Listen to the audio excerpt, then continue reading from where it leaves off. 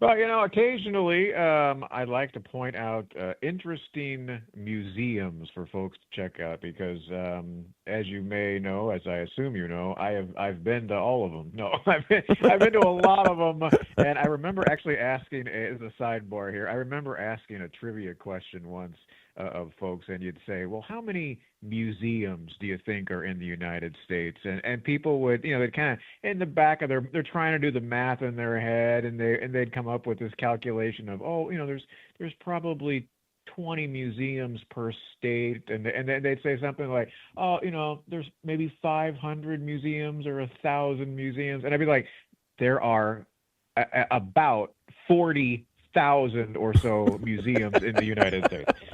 And a museum for everything, and maybe one night we'll just go through some of the more bizarre museums I've been to. But yeah, I love pointing out cool museums, and there's one in Rochester, New York, and it's called the Museum of Play. And I'll just kind of give you the quick backstory because it's kind of interesting. There was a woman, a local to Rochester. Her name was Margaret Strong, and she passed away back in 1969. But she had this collection of toys. And the collection had grown to like 300,000 pieces, if you can even imagine. And so when she passed away, she donated her collection to what is now known as the National Museum of Play. And by the way, of the 300,000 pieces, 22,000 of them were dolls. But she loved dolls. But anyway, so fast forward to today, they have this massive footprint there in Rochester. It's a 375,000 square foot facility. It is massive, and truly, McGraw, if I do like a top 20 of all museums in the country, this is in the top 10, top 15. It is just amazing. One of the cool things about hold on a second. You're saying this museum of play in Rochester is in your top 10 musiums? Yeah, 100%. Wow. All right. Why? Yeah. No, it's unbelievable. Well, for starters, it's home to the Toy Hall of Fame, home to the World Video Game Hall of Fame. We'll talk about that coming up in just a second here. But so, for example, some of the things that they have on display. And by the way, as you walk through this place, it is a time capsule. You are transported back to your childhood, right? So one of the incredible things they have on display, maybe my favorite, they have an original Monopoly board. Okay. Oh, wow. So when Parker Brothers released their version of Monopoly in 1935, the boards were circular, right? So we're all familiar with the traditional rectangle version, right? Yeah. But back in the day, apparently the gist was, kitchen tables were circular, and so they made the Monopoly board to go right on top of the circular tables that folks would have like in their living rooms or dining rooms or whatever.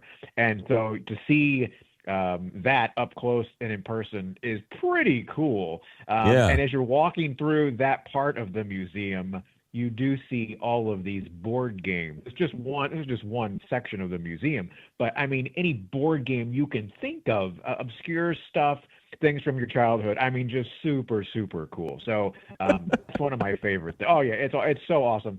And then they have. We'll talk about the Toy Hall of Fame for a second. So every year since let's see what year it would have been. 1998 is when they started inducting actual toys into the Toy Hall of Fame.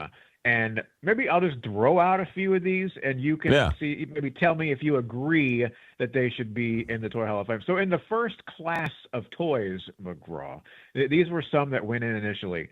The Etch-a-Sketch. Did you have an Etch-a-Sketch? We did have an Etch-a-Sketch, yes. Yeah, they made it in there. Legos, you got to have Legos. Lincoln Logs, remember Lincoln Logs? I love Lincoln Logs. Play-Doh, the Radio Flyer Wagon, Tinker Toys. I don't think either one of us are old enough for Tinker Toys.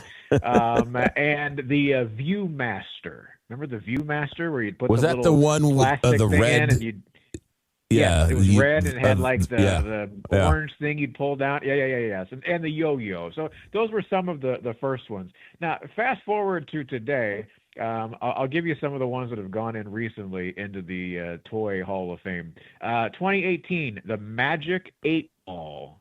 Oh, yeah, that should be in there. Yeah. Yes. Yeah, I love absolutely. the Magic 8 Ball. And if you were a total nerd like me, you would take the thing apart and, you have that orange goo all over your hands because it's, I love that thing. Now, fast forward to, let's just say, 2022, the Light Bright. Did you ever have a Light Bright? Somebody bought the little one a Light Bright, and I took one look at it, and it had 8 million pieces that she could chew on, and I threw it out immediately. Wow. I was not a Light Bright guy. No, I was not a Light Bright guy. Back when we were kids, you were encouraged to eat the pieces of toys, right? Like, I mean, these kids today. Some of the others. So, Dungeons and Dragons was inducted in 2016. I do not understand Dungeons and Dragons, but I do know it was a pretty big deal for kids. Some kids. Wasn't that the game that they forbid you not to play because you went and killed your family afterwards or something? Oh, good Lord. No, I don't know about all of that. I do know it was in Lake Geneva, Wisconsin. I remember it. I thought it was when I was, because I'm a little bit older than you, even though you don't think so.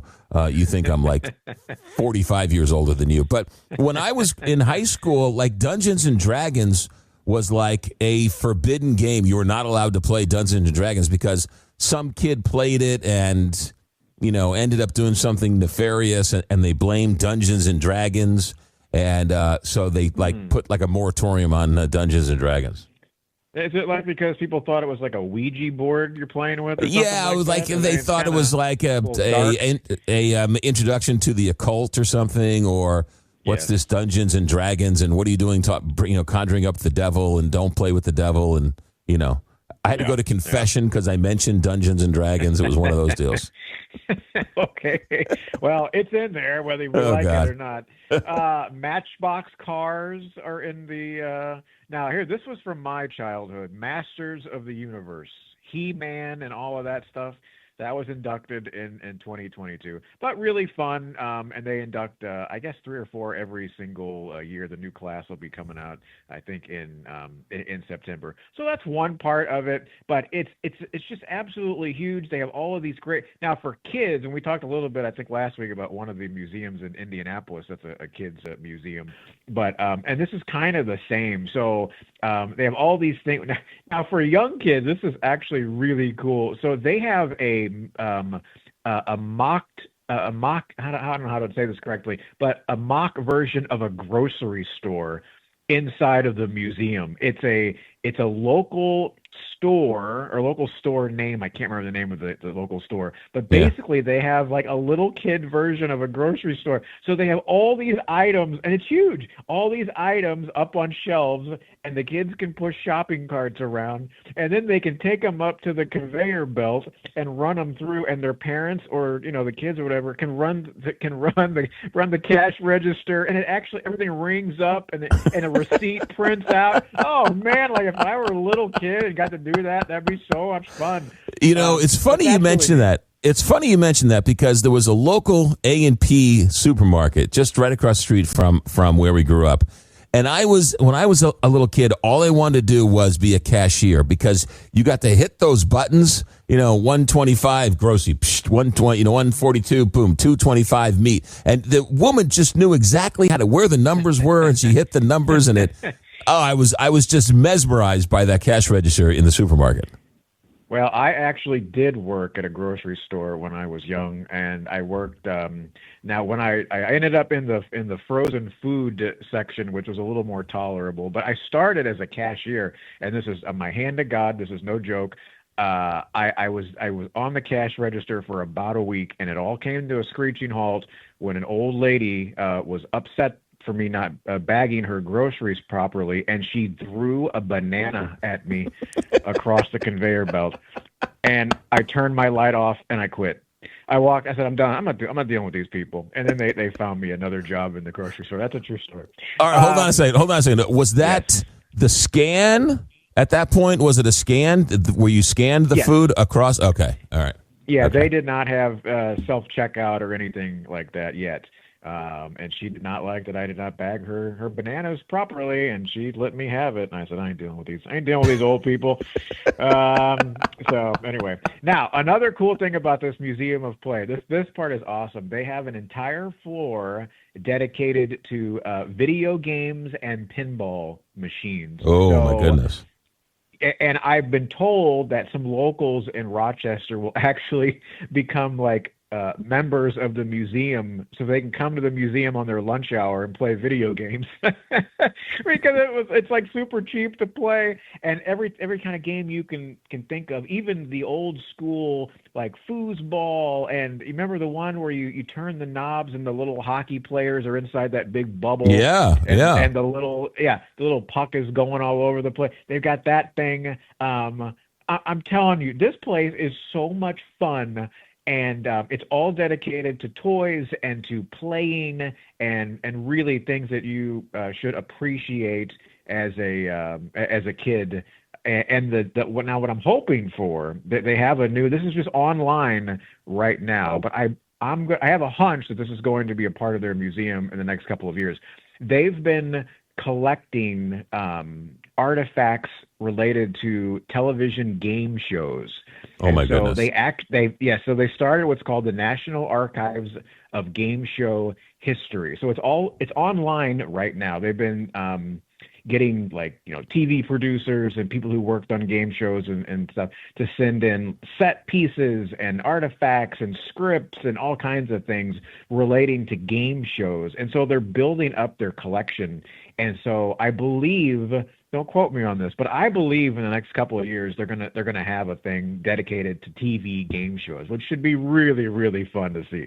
You don't have any children. I have a soon to be 6-year-old. And what I find myself doing is buying all the games I liked, and I'm forcing it upon her. So I bought Lincoln Logs, and she had really no interest in Lincoln Logs. She likes the Magnetiles. The Magnetiles is like the new Lincoln Logs today. So she likes the Magnetiles. So she goes to bed, and you know what I do? I play with the Lincoln Logs. I build an old log cabin with the Lincoln Logs.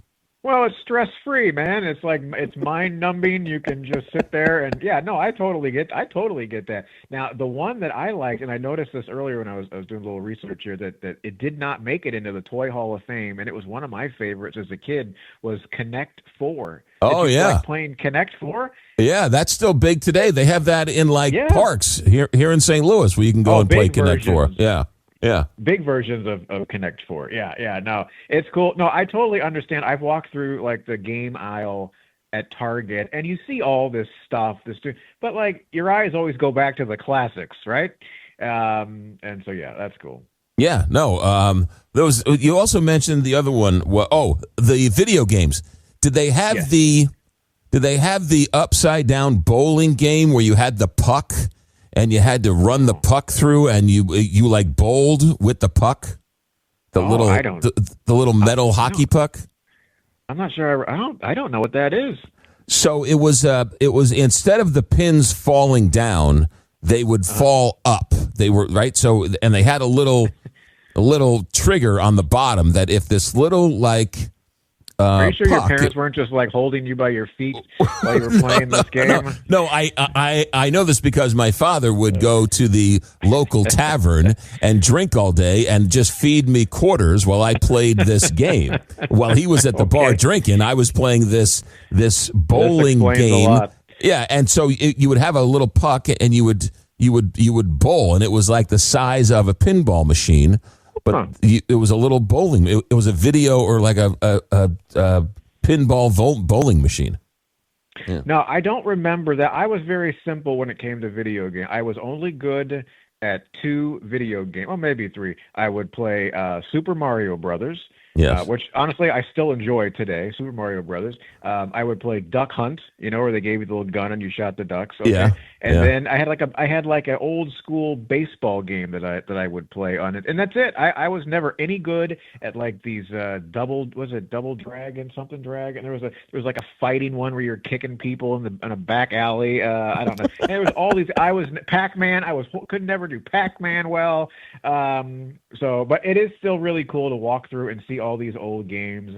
and yeah, and play them for quarter a piece or whatever it is. All right, so Rochester, they got the Toy Hall of Fame, and they have the Museum of Play. That's what they're called.